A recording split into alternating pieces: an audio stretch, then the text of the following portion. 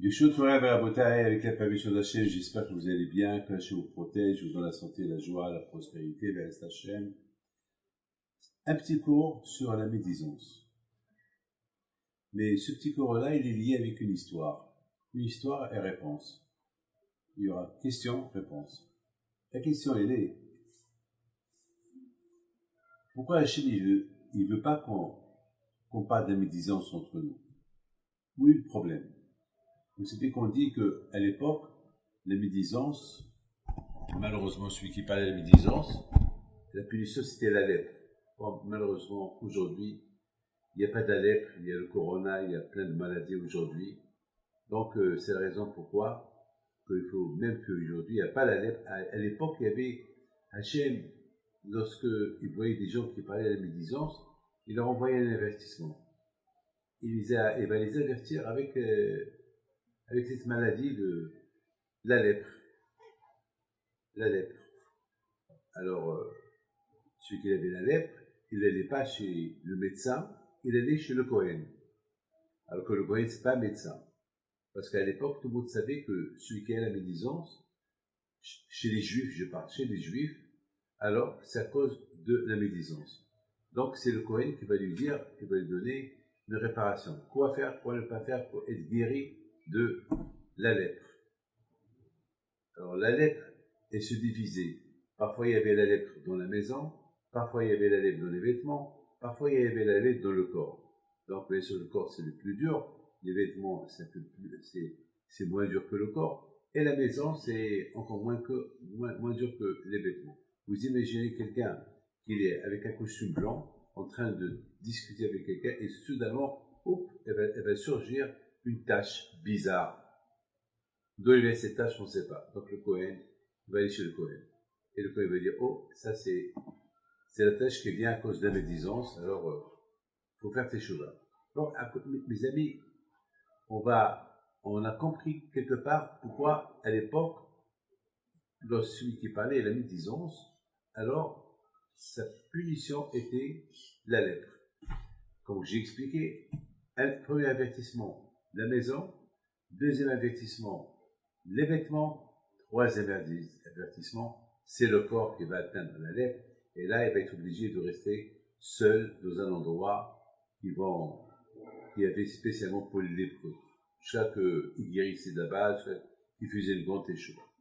Les amis, c'est ça, en général, la Zot Torah Metzora. C'est ça la Torah de la Metzora. C'est quoi Zot Torah Metzora? Pourquoi la Torah est dit c'est ça la Torah de la Metzora? Parce que le juif, son obligation est de respecter la Torah, de respecter le prochain, de respecter ton projet comme toi, de respecter le monde. Parce qu'à cause de la médisance, on peut arriver à tuer, on peut arriver à la haine, à la jalousie, à plein de choses. La médisance, c'est quelque chose qui est grave, grave, grave. Donc c'est la raison pourquoi la Torah, elle nous a donné le moyen pour réparer la médisance avec la lèpre. Mais il ne faut pas attendre jusqu'à que la lèpre elle vient. Alors quand je vais au cours, il frappait la maison ou les vêtements ou le corps. Alors mes amis, imaginez-vous que lorsque les gens ils avaient la lèpre, ils avaient honte d'aller chez le Kohen. Ils avaient honte. Alors c'est écrit Be'uva et la Kohen. On le forçait d'aller chez le Kohen. Pourquoi? Parce qu'on lui disait, écoutez, la lèpre est contagieuse et il faut pas, on va le forcer. Une fois qu'il va venir chez le Kohen va lui dire quoi faire. Mais une fois que le monsieur il a fait teshuva, alors le Kohen il va aller le voir.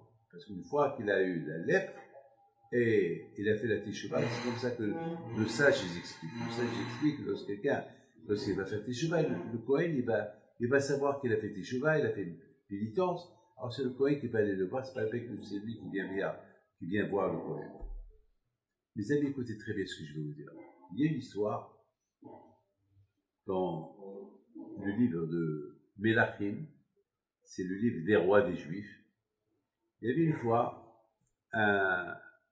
quelqu'un le chef d'état-major des armées de pays de Aram était lépreux. Alors, il était lépreux et c'était un grand général. Il s'est passé qu'un jour, il avait là-bas il y avait la guerre entre les Juifs et le pays d'Aram. Il s'est passé que ce Naaman c'était qui était au départ c'était un soldat, il a jeté une flèche pendant la guerre, il a tué le roi d'Israël. Il a tué Ahab, le roi d'Israël. Le fait qu'il ait tué le roi d'Israël, donc, la guerre, elle a été perdue chez les Juifs, et c'est les Araméens qui ont gagné la guerre. Donc, celui-là qui a tué le roi d'Israël, il s'appelle Naaman, il est devenu le chef d'état-major. Ils lui ont donné un titre, c'est grâce à lui que la guerre a été gagnée. Il a été muté d'un rien à quelque chose, alors que lui, il a rien que jeté une flèche, avec une flèche au hasard. Et cette flèche-là, elle a tué le roi d'Israël. C'est Hachem qui a fait ça. Lorsque Hachem veut grandir quelqu'un, il a des moyens pour grandir quelqu'un. Lorsque Hachem veut que quelqu'un gagne au loto, il gagne au loto. Lorsque Hachem veut que la personne soit riche, elle devient riche. C'est Hachem qui décide. Je sais pas pourquoi il décide. Alors, mes amis, il s'est passé que le roi d'Israël, il est mort, et Naaman, qui était Wello, qui était rien du tout, est devenu le chef d'état-major. Les amis, maintenant, ce Naaman, plus tard, il était lépreux. Il était lépreux. Donc,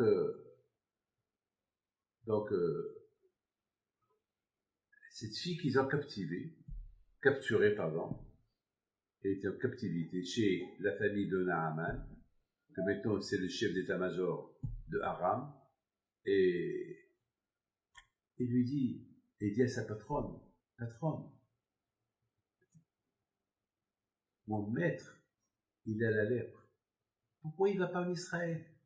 Il y a là-bas un prophète qui s'appelle Elisha. Et le prophète Elisha, il était l'élève de Eliyahu Hanavi. Pourquoi il ne va pas chez lui? Il va chez lui. Et tu vas voir, il va guérir. Il va le faire guérir. Waouh, très bien. Alors ça, c'est ce qu'elle a fait. La femme de Naaman, elle lui dit, il paraît qu'en Israël, il y a là-bas un prophète, un guérisseur. Il peut te guérir, tchic-tchac. Alors, il dit le roi, qui t'envoie chez lui. Il est parti chez le roi, et le roi lui a dit, il n'y a pas de problème, tu peux, je vais écrire une lettre au roi d'Israël, et voilà, et si c'est vrai ce qu'elle dit cette fille-là, alors on va lui envoyer un cadeau, et alors c'est ce qu'elle a fait. Elle a dit à Naaman, prépare-toi, et va.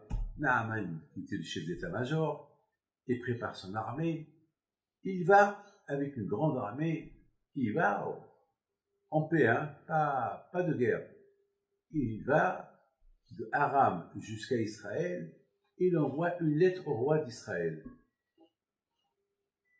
Et c'était la lettre que le roi lui a donnée. C'est écrit là-bas, cher ami, roi d'Israël, voilà, je t'envoie mon serviteur, Naaman, qui a la lèpre, et s'il te plaît, faites le nécessaire pour qu'il guérisse. Il lui a envoyé un très bon cadeau. Le roi d'Israël, il voit ça, il dit, ça c'est la provocation. Est-ce que moi je suis un prophète? Est-ce que moi je suis un guérisseur? Est-ce que moi je suis un qui va enlever comme ça, un bâton magique, enlever la lèpre de... Alors, il a dit celui-là, il cherche la guerre. Il s'énerve, il a déchiré ses vêtements.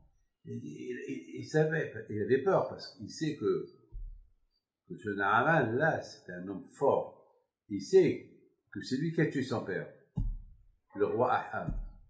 Et ils n'étaient pas encore prêts à faire une guerre. Ils ont encore les blessures de la de la défaite de la guerre qu'ils ont eue contre Aram. Alors, quelqu'un est parti chez le prophète Élisha, il a dit, tu sais ce qui se passe? Il se passe que le roi d'Israël a déchiré ses vêtements, il pleure, il a peur de faire la guerre, il trouve que le roi d'Aram, il le provoque pour lui faire la guerre. Alors Élisha, le prophète, il dit au message, il va dire le roi, Yesh Elokim Israël, il y a un Dieu chez les Juifs qui vient chez moi, Naaman, qui vient chez moi. Le roi d'Israël entend ça, il était calme, il envoie un message à Naaman qui était en dehors de la ville, avec toute son armée, va chez Élisha. Voilà, je t'envoie des gens qui vont t'accompagner chez Élisha. Ouf, déjà, le roi d'Israël, il soupire. Ouf, maintenant, je suis plus ou moins, je suis maintenant tranquille, il n'y a pas de problème. Bon, allez, ils arrivent chez Élisha, le prophète. Élisha, le prophète, il dit à son secrétaire, va chez Naaman, dis-lui qu'il va à la rivière, qu'il n'est pas loin de moi, et qu'il va se tremper là-bas 7 fois, il va guérir. Alors, ça, c'est ce qu'il lui dit. Naaman, il s'énerve. C'est comme ça qu'on me parle. Moi, j'ai cru que dès que j'arrive chez le prophète, il va lui faire le bracha et la lèvre va partir. Il me dit maintenant d'aller à la rivière, me laver, mais à Aram, il y a là-bas beaucoup des rivières, il y a là-bas des rivières 1000 fois mieux que ces rivières qu'il y a en Israël. Qu'est-ce qu'il est en train de faire? Il est en train de se moquer de moi, il s'est énervé. Alors il y avait là-bas un soldat, un petit soldat. Il dit, Majesté, pourquoi tu t'énerves? Il t'a pas dit grand-chose. Qu'est-ce qu'il y a? Il t'a simplement dit, va te laver. Essaye, qui super. Pourquoi tu t'énerves? Beaucoup des fois ça nous arrive, on écoute, quelqu'un nous dit quelque chose, on s'énerve. Pourquoi s'énerver? Essaye, qui super. Donc, c'est ce qu'il a fait. Il va à la rivière, Naaman, il se trempe 7 fois, comme on lui a dit, il a guéri. Naaman, il vient chez le prophète. Il lui dit comme ça. Il vient avec toute son armée. Il lui dit, maintenant, avec ce que tu as fait pour moi, je sais qu'il n'y a pas un autre Dieu dans le monde entier. En Israël, il y a un Dieu. Et maintenant, si ça ne vous dérange pas, maître, je te donne un cadeau. Et Élisha, alav shalom, le prophète, il sort vers lui, il dit, alors ça y est, tu viens devant Hachem? Il dit, devant Hachem, avec un gros sourire, il n'y a pas comme vous. Prends un cadeau. Il a dit, non, je ne veux pas de cadeau. Il a supplié, il a dit, non, tu ne veux rien du tout. Le plus important, c'est que maintenant, tu peux retourner chez toi et guérir. Ça vaut la peine de ce que tu viens de dire, qu'il n'y a pas un Dieu comme le Dieu d'Israël. C'est-à-dire que le Dieu du monde entier, c'est zéro. Il n'y a que Hachem. Il n'y a que Hachem, c'est tout. Maintenant, je suis content. Voilà un résumé de l'histoire. Maintenant, mes amis, on se pose des questions. Il y a plein de questions qu'on se pose dans cette histoire-là. Tout d'abord, la question, elle est, pourquoi Naaman était lépreux? Est-ce qu'il a fait une faute pour qu'il soit lépreux? Première question. Deuxième, pourquoi il est venu avec toute cette armée-là? Est-ce que vous avez entendu quelqu'un qui va aller chercher un docteur, il prend avec lui toute une armée pour chercher un docteur pour guérir? Non. Pourquoi il a pris avec lui toute une armée? Qui prend des gens qui vont l'accompagner? Pourquoi avec toute une armée?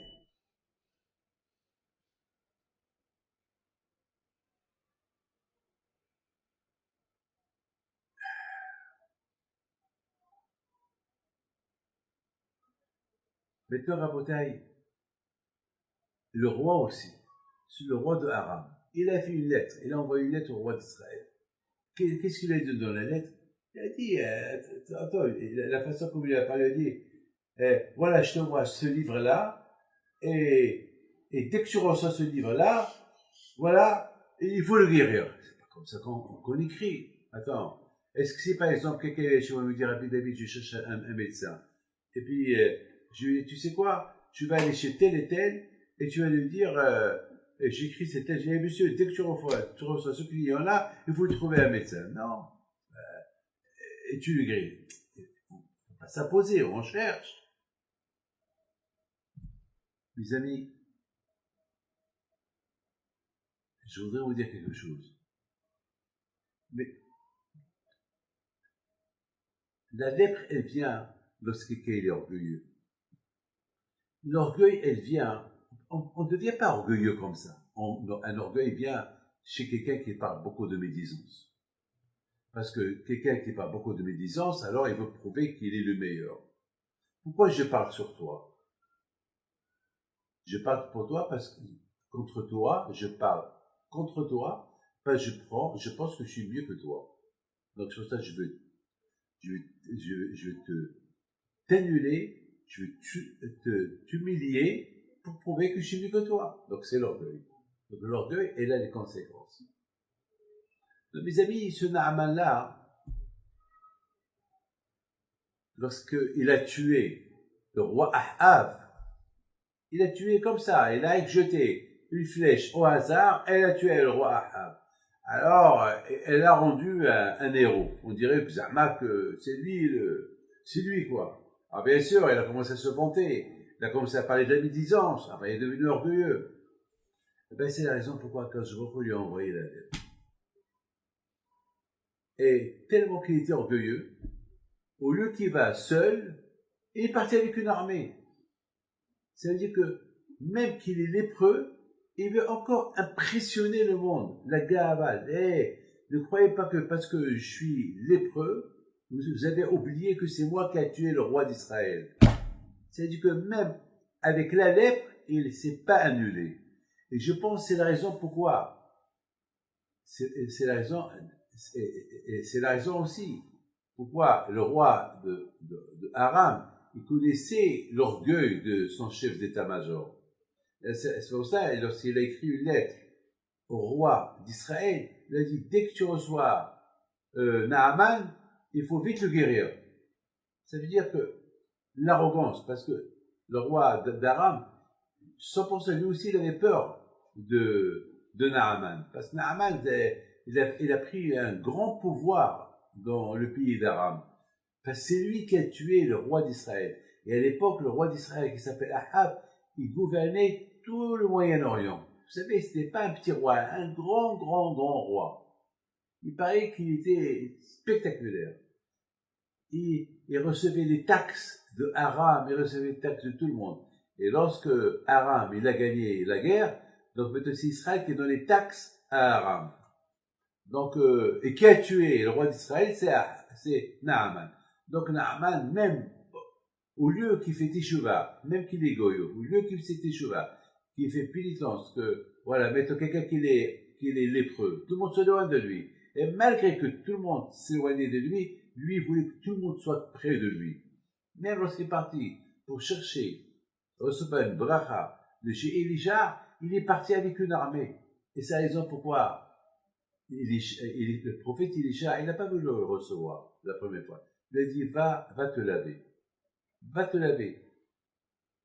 Alors, pourquoi il a dit va te laver? Ça veut dire que, vous savez, lorsque on se lave avec de l'eau, on descend dans l'eau. Ça veut dire, il a voulu lui dire, abaisse un peu ta gava, abaisse un peu ton orgueil.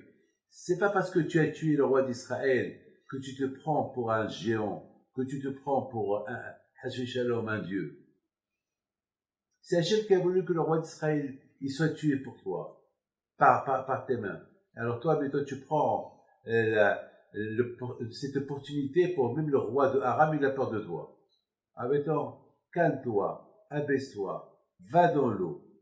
Et parce que lorsqu'on descend dans l'eau, lorsqu'on se trempe, on est obligé de rentrer dans l'eau. Ça veut dire s'annuler.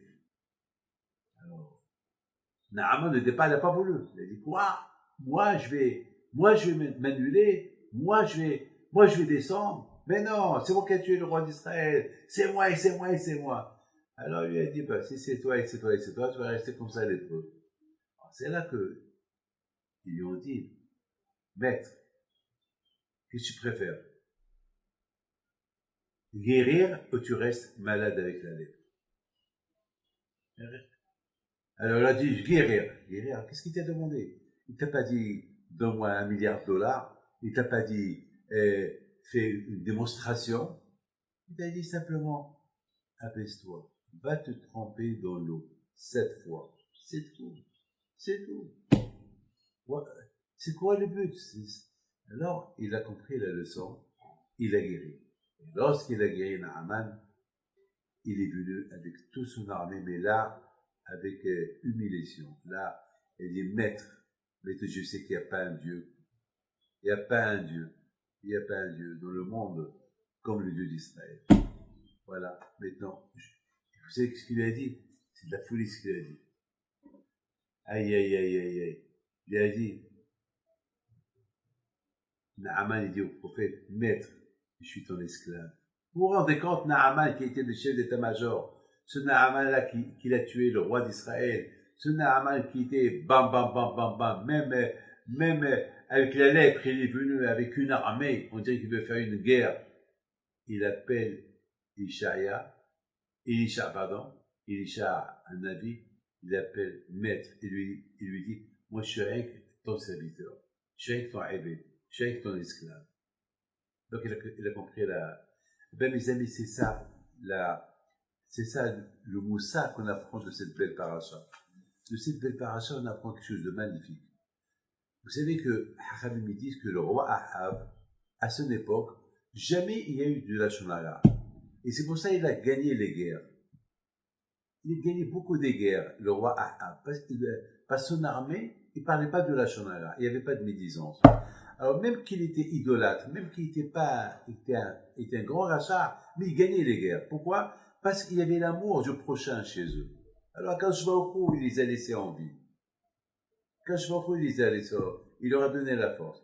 Mais lorsque Naaman, il a tué, donc Ahab, qu'il était le symbole de la guerre contre la médisance, maintenant il est mort. Puisqu'il est mort, alors les Juifs, ils ont commencé à se parler de la chanara entre eux.